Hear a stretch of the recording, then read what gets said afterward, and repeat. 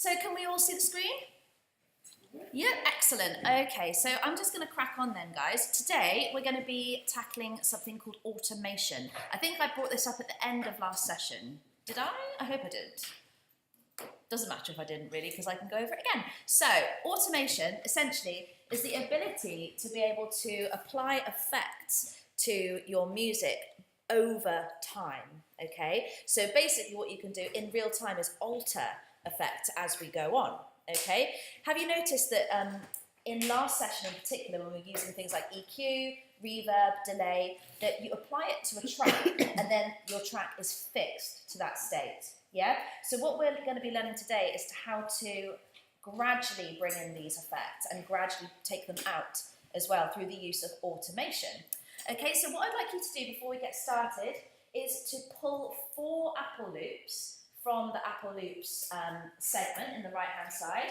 I would like you to find 2 melodic lines, 1 bass line and 1 rhythm line. Okay, so that's 4 tracks, 2 melodic tracks, 1 bass line and 1 percussive line or drum part, okay? Even better if you can get them to work together. So if they kind of stack on top of each other and that works, amazing. So I'll give you 10 minutes to do that. I'm going to do the same. 2 melodic, 1 drum. Sorry, say again. 2 melodic, 1 drum. And a bass track. Okay. So a bass line of some kind. Okay. Yeah. So that could be a synth, it could be a double bass, it could be whatever you like really that's a bass line.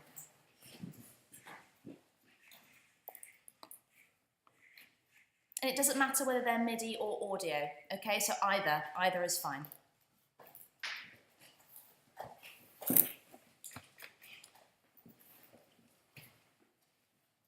How are you getting on? See if that's going to have enough space.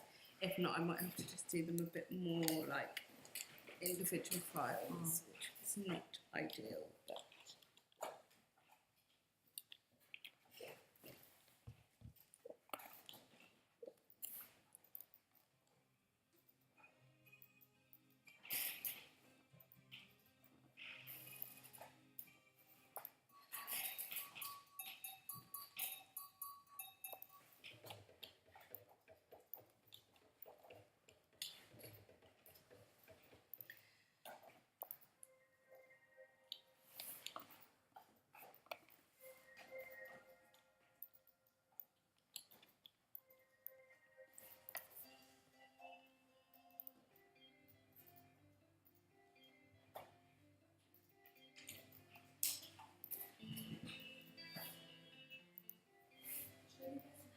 Yes, yeah, you'll need some headphones, yeah.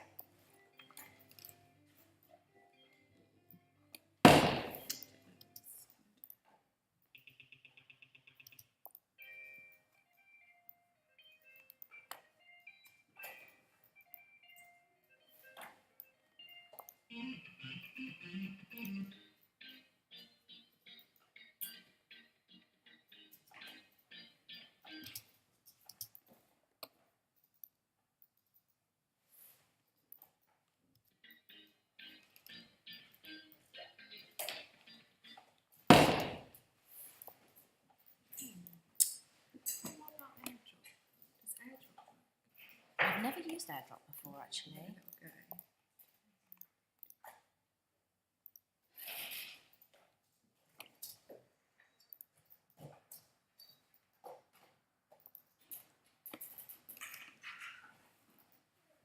Hey, come on in.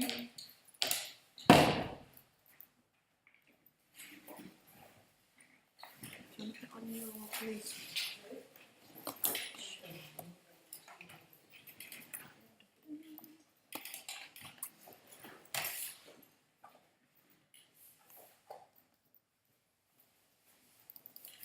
Hold on, it's deactivated.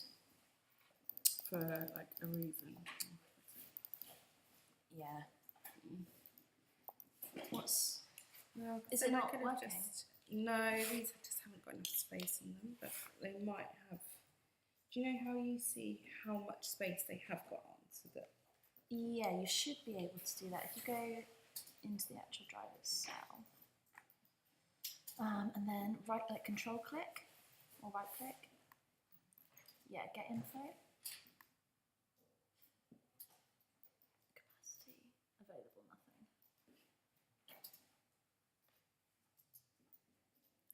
Should I just copy those onto my computer first?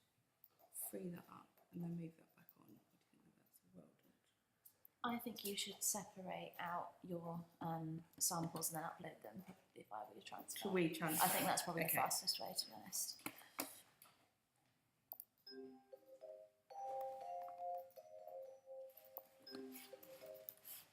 I might just do it out there. So, and I'll be back in a second.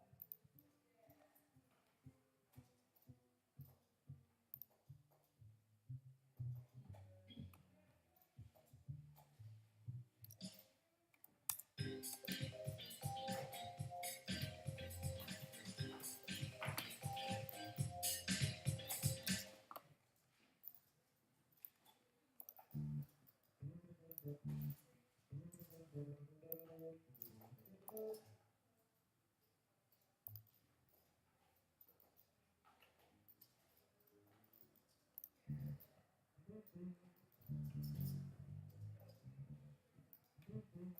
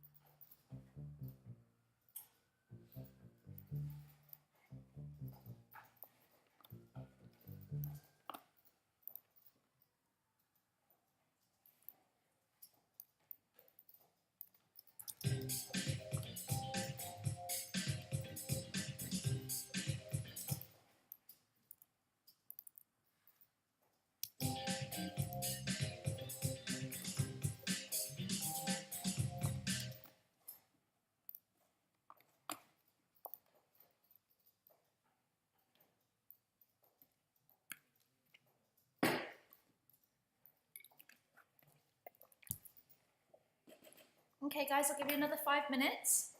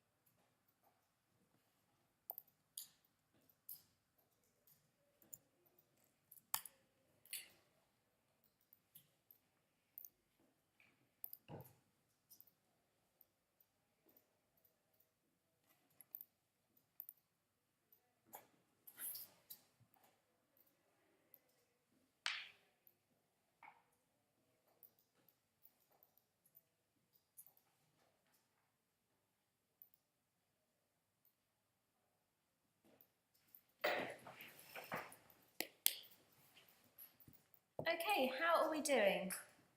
Can I have headphones off just for a sec? How are we finding that? We managed to find 4 loops that kind of work together-ish. They don't have to be perfect at this stage. Yeah, ish? Yeah, great. Okay, so this is what I've managed to come up with. Essentially, all I've done is I've dragged these loops in and then I've duplicated them. So it's an 8-bar loop rather than a 4-bar loop. So nothing fancy going on there. Can you see that this is identical to this? Yeah, so don't worry, I haven't done loads of work, I've just duplicated it, okay? So this is what it sounds like at the moment. All the levels will be a bit off, but bear with me. You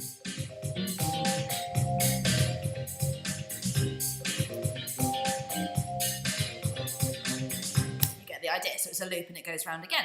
So, this is great, it sounds okay, I'm happy with it. However, I want to personalise this, okay? I want to make it my own. And in a way, what I'm kind of teaching you to do through the use of automation is to recycle material, okay? So one of the really, really useful skills to have on your tool belt as a music producer or a composer is to be able to rework ideas and recycle them so that they become your own, yeah? So you almost have this sonic brand that you can apply to already existing material. Believe it or not, a lot of producers and composers, you know, steal.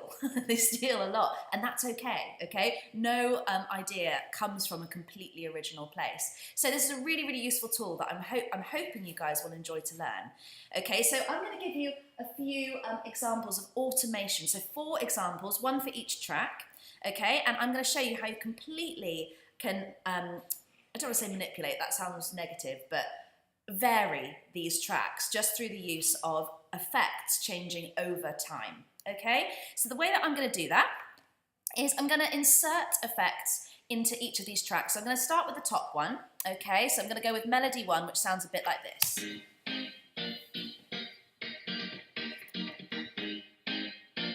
It's a relatively dry sound, isn't it? There's not many effects been applied to that already. Maybe a bit... It's pretty clean. There might be a little bit of chorus on there maybe. That's about it. So what I want to do is I want to kind of jazz this up through the use of post effects. So I showed you last week, didn't I, how to insert effects into a various track. So I'm going to do that again, okay? So I'm going to go into my audio effects, and I think today I'm gonna have a look at, shall we look at some modulation, okay? So I'm gonna choose a flanger. Does anyone know what a flanger is? Okay, it's a very, very popular pedal that guitarists use to make it sound a little bit more psychedelic, a bit more 60s.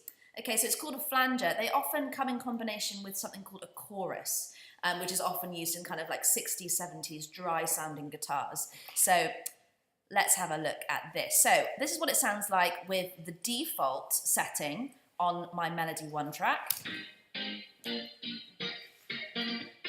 Can you hear how the quality of it has changed? You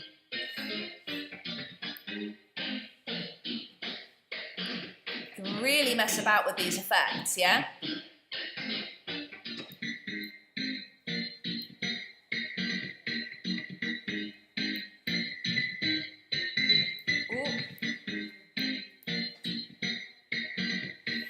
I kind of like that. I think that's cool.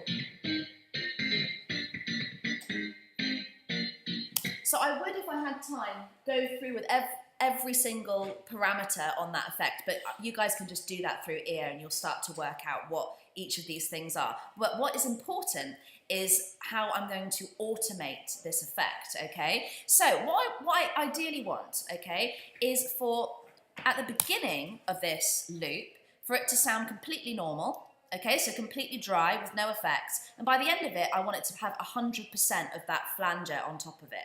And this is how I might do it, okay? So this is where you might want to get your notepads out, guys, because this bit is particularly important part of the process. So to enter automation mode, simply we press A and watch what happens. Okay, do you see the tracks just went and they expanded? So I'll show you again. A closes it as well. So I press A again, back to normal, and A again, and it kind of expands. So you almost get this kind of projection of the track.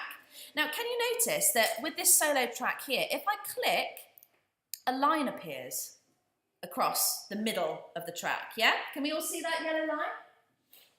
Yeah, excellent. Cool, so what it's set to at the moment is volume, okay? So our automation setting is set to volume at the moment. That is the default setting, okay? So I'm just gonna show you by doing. This is possible through the use of automation. So it's set on volume at the moment.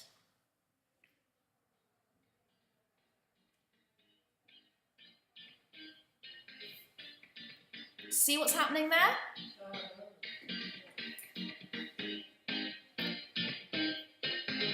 So I'm altering the level of whatever parameter is in here over time.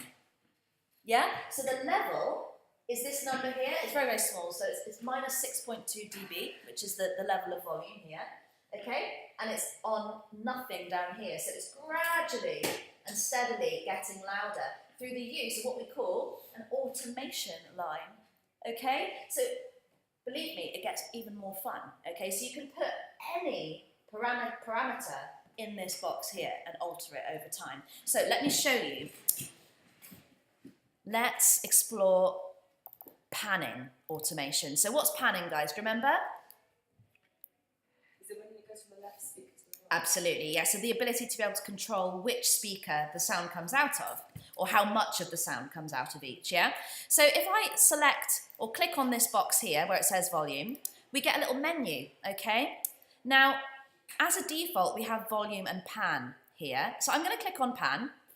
Click again, and can you see it's a different colour? It's green, yeah? So what I'm going to do is I'm going to make a couple of points here just by clicking. And what might we expect to happen now with what I've just input? You're going to move between the speakers. Yeah, exactly. But in an equal rate, isn't it? Because those lines are completely equal, aren't they? So in an equal rate, they're going to swap from, I think, the left to the right, back to the left again. So let's see if that works.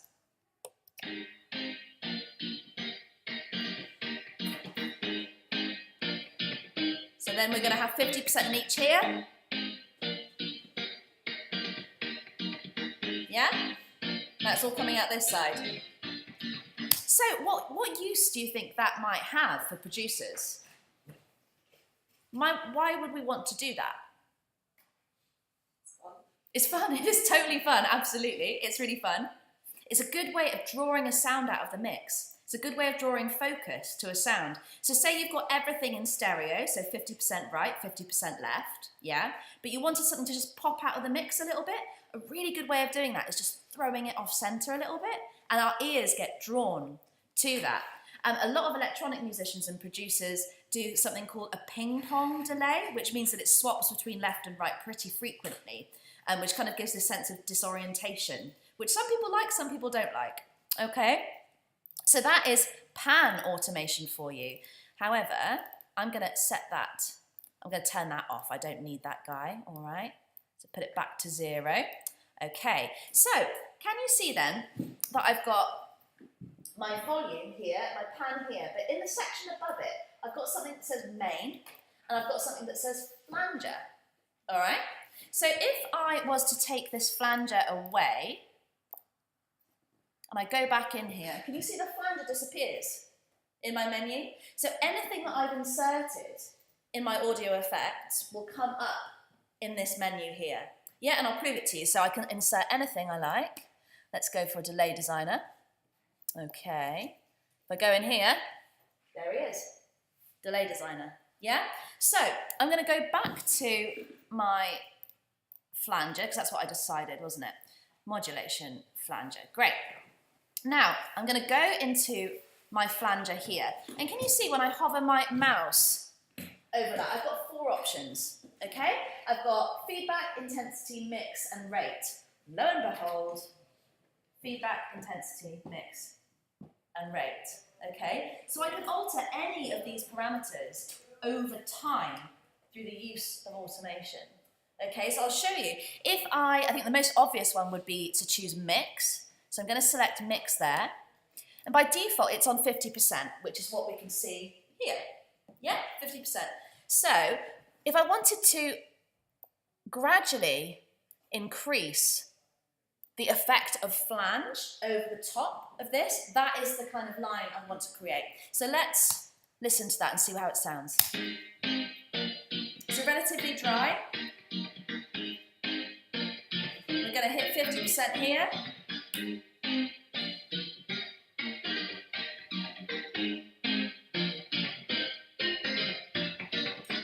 I like it, it's subtle. It's more subtle than just chucking the effect on top. Wouldn't you agree? It's kind of like you're slowly introducing the audience to a sound rather than being like, there you go. It's kind of a more sophisticated introduction of an effect. And it's a really, really useful tool for producers and composers, because essentially what you're doing is you're keeping the audience's ear engaged. Yeah? So a lot of music tends to be quite repetitive. However, we want to find that sweet spot, don't we, where music isn't so repetitive that we bore our audience. But by keeping the same material and altering the sound can keep people really interested. So this is an excellent skill to have as a producer, the ability to be able to work with automation creatively. Yeah, so I'm going to carry on. I'm going to go down through my tracks, okay, and choose different effects. So stay with me. I'm going to go for melody 2, and this is what melody 2 sounds like.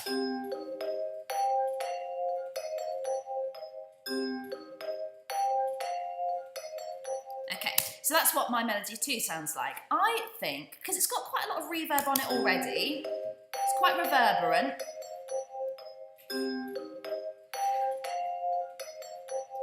I think what I'm going to do is I'm going to add a little delay to it. I'm going to add some echo to it. Do you remember delay that we studied last week?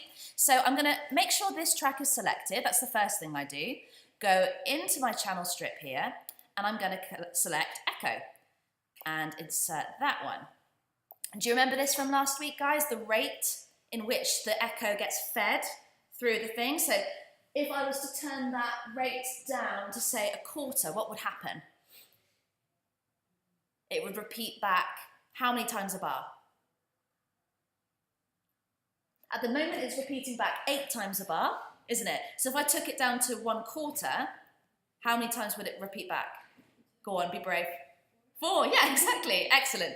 Cool, and feedback, that was how long the delay lasts for. And the dry and the wet we know already, don't we? So the dry signal is the original source, and the wet signal is how much delay is being applied to it. So I'm going to stick with the wet signal for now, okay? So at the moment, we've just chucked the effect on top, and this is what it sounds like.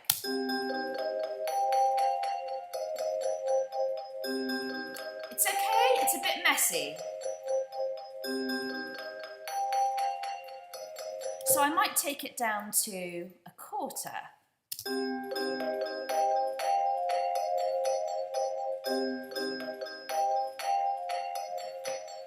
Cool, I like that. Okay, so I'm going to stick to a quarter delay, but I'm going to change it up. I'm going to switch to an 1/8 delay halfway through.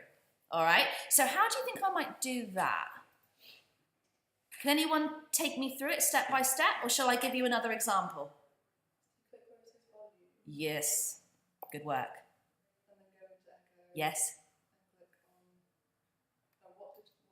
What was the thing you said you were going to do? I've forgotten. It's not actually labelled the same. It's actually time. Yeah? Time. So the rate at which it comes back, so time. Now, you'll notice that this type of automation is slightly different. This is called step automation, okay? And that means that there are finite steps to this. So if I was to click here, watch what happens when I move it. It kind of moves up in increments, doesn't it? Rather than steadily, like a slow kind of incline. So that is what we have got here. Can you see if I move it across, there's no ramp, it's just a hard cut. Okay, so that's called a step automation. So hopefully, let me just zoom in and check. Make sure that it's exactly on bar 5, great. Let's see what it sounds like.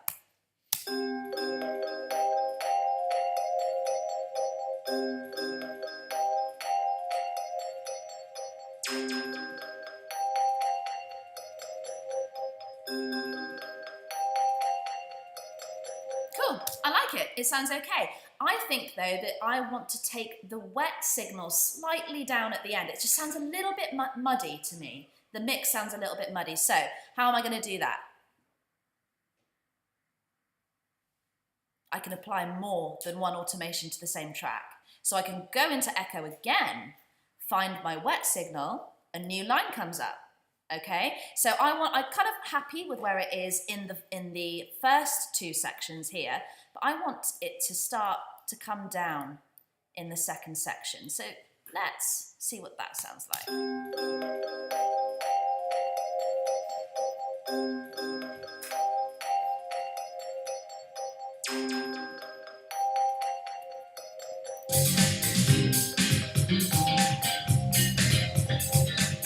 So when the mix comes together, you can start to hear it's getting a bit more exciting. When you start to accumulate all these different effects, things start to get quite interesting, okay? So let's just listen to the top 2 tracks, just check we've got enough balance.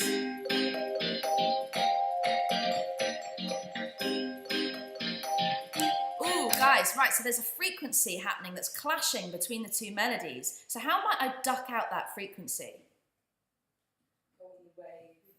Which is called a...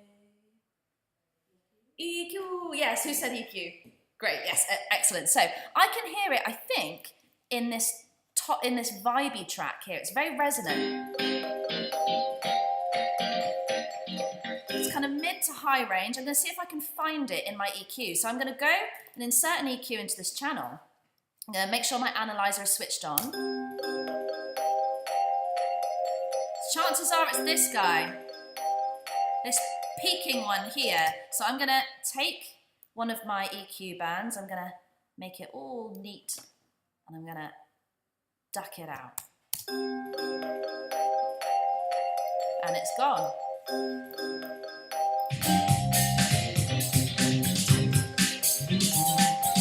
Perfect, sounds great.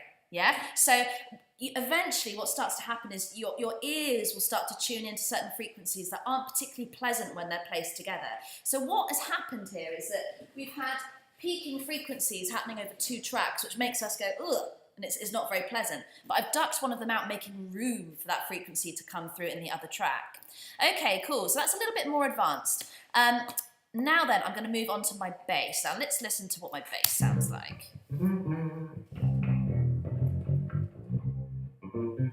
Cool, I like like it, it's good.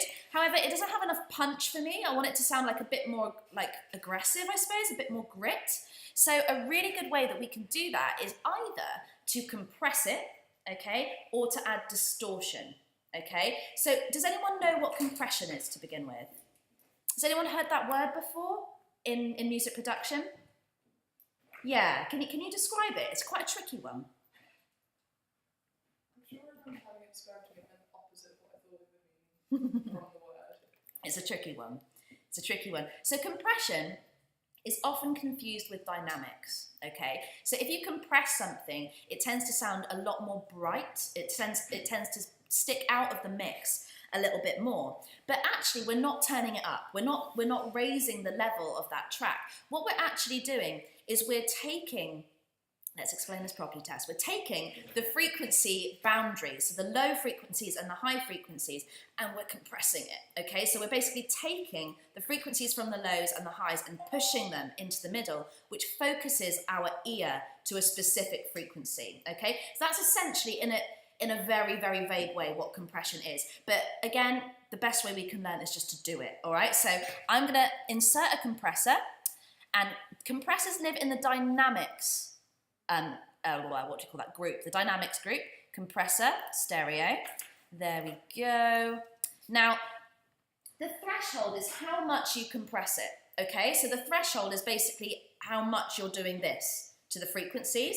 Yeah, so say we've got an EQ, and we're doing that from the sides, okay? That's how much we're doing it. So I'm gonna take it down to say -30. So I'm going, squeezing it into the middle. However, what that's gonna do is it's gonna give the illusion of it being quieter.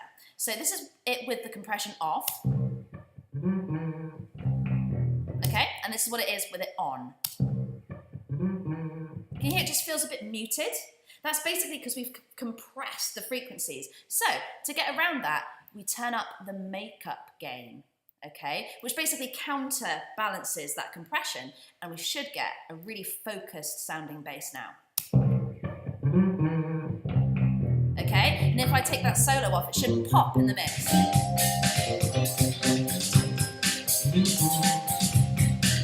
It's nice, isn't it? If I turn that compressor off, listen. This is it with it on.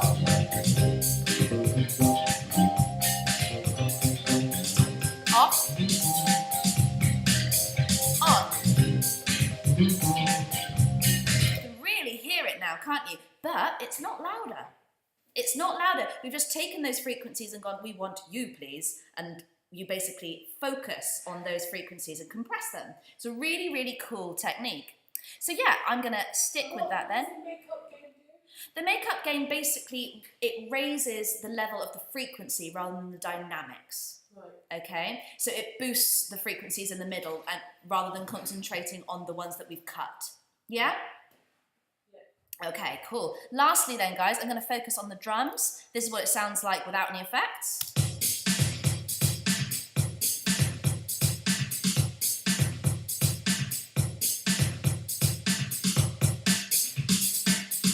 I've added in a sneaky different one in the third bar.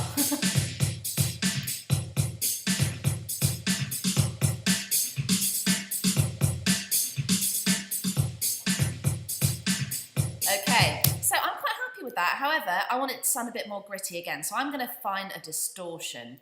So aptly named distortion there. And I'm going to go and find, we can use any of these guys, any are good. However, I'm going to use an overdrive distortion, often used in metal music, an overdrive distortion. But hey, let's use it in a kind of soulful, funky way. Okay, here we go. Let's see what it sounds like with the default setting of our distortion. Kind of gives it a vinyl feel almost. So this is it with it off. On. Okay. Watch what happens when I turn the drive up.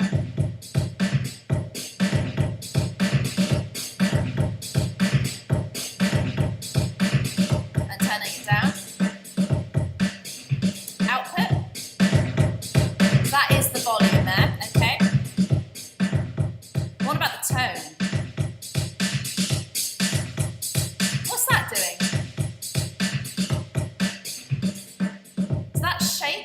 graphic remind you of anything? It's essentially an EQ. It's opening up the high end, isn't it? You can really hear the tinniness while I turn it up. If I cut it, we're leaving the room. You know that idea of we're leaving a room? Cool, so I like that effect, okay? I'm gonna mess about with my tone. That's what I'm gonna do. So I'm gonna go into my automation. What am I gonna look at? Overdrive? Yeah? And then I'm gonna find my tone. And this time I'm gonna go about it a bit differently. I'm gonna select my pencil tool and I'm gonna draw some automation in. This is a more natural way of inserting an effect, okay? So I'm gonna select my pencil tool here, press down Command, just like we can access a velocity tool in the piano roll, and I'm gonna draw in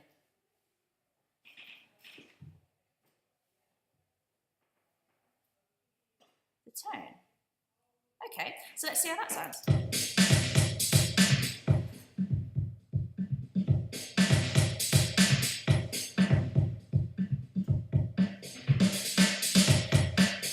Okay, I like it, but I feel like it's a bit too extreme, okay? So I'm gonna take these lower tones here. Oh, is it gonna let me? It might not.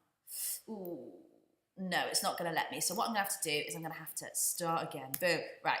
So here we go. I'm gonna give it another shot. So I'm gonna kind of like flatten out these little waves that I've created here. So there we go. It's a little less drastic now. It's all about subtlety, guys, music production. Here we go. I like it, that's better.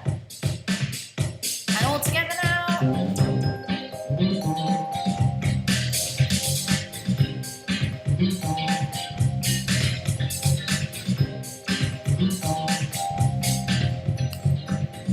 Still feel like the drums are a bit weird. I think I might have to take that out. You know what? I can, just by pressing this off button. Turn it up a bit.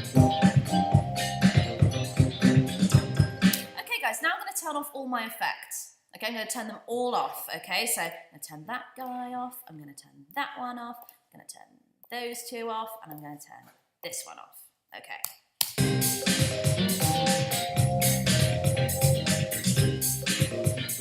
So different sounding, isn't it? Really, really different. So I would like you to experiment with any effects that you like. Okay, so this is your kind of beginning stage of composing your own track, okay? So I want you to try and find some effects that you really enjoy using. Okay, so that the loops that you've dragged in from your Apple loops, I'd like you to be quite keen on them, all right, at this stage. So start trying to use some automation, so changing the effect over time in a creative way. So we'll do that, I think, up until 10 to 9, and then we'll get started on our next task, okay? Yes. Yeah. How do you actually open up the thing which you can choose? Okay.